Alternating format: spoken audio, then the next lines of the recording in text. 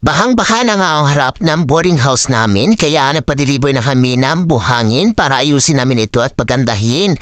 Para at least naman hindi naman kami nagmumukhang dugyutin dito sa harap ng bahay dahil nga bahang-baha. Habang ito naman si Kuya ay gumagawa ng order na Piso Wi-Fi. 8 peraso ito pinagawa ni Makmak. Dahil marami na nagpapa-install ng Piso Wi-Fi ngayon kaya talagang dinamihan niya na ng paggawa. Habang kami nagugutom dahil sa paghakot ng buhangin, ayan mga karampa ay kumain muna kami at ang sarap ng aming ulam. Meron kaming tilapia, puso na ginataan at saka yung pansit. Pagkatapos tumulong na rin ako nga sa pagkalat ng buhangin. Para nga kami ay makadaan na kasi mayroon kaming pupuntahan at walang madaanan ng aming sasakyan. Yun naman mga karampa ay natutuwa naman ako sa dalawang ito dahil ang sipag nila na tumulong para makakot ng buhangin. Ayan mga karampa, akala ko nga nagsasundo na ako ng aking apam pero hindi pala apam yan.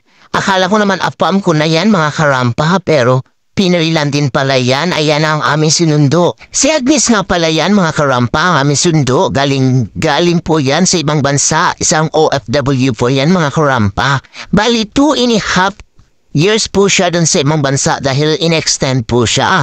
At ngayon na siya makauwi dito sa Pilipinas. Bali magbabakasyon lang dito si Agnes mga karampa pagkatapos mag-a-apply siya ulit para makabalik ng ibang bansa.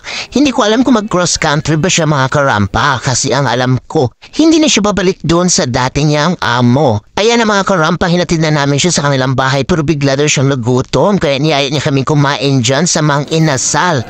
Ayan, hindi naman namin nakalain mga karampa na sobrang dami pala ang kanyang order at ililibre niya daw kami dahil sinundo namin siya. At miss na miss niya talaga ang kanyang best friend na si Kat mga karampa.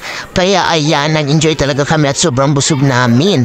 At bago siya siyempre uuwi sa kanyang pamilya, siyempre mga karampa kailangan niya muna magpaganda at magparebahan para ma-feel niya man talaga na nandito na siya sa Pilipinas at ma-feel niya talaga na hindi na siya nagtatrabaho bilang isang OFW sa imong bansa.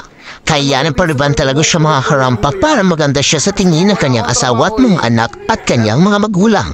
Ayan, pagkatapos namin magpunta doon sa kanilang bahay, ayan, hindi na namin na video mga karampa kasi nga, siyempre for the privacy of their family, ayon, nagdaan kami sa may palengke para mamili din na kami ng aming ulam kinabukasan. Dahil doon sa kanilang bahay ay sobrang dilim na kasi gabi na namin siya nahatid, hindi na ako nakapag-video.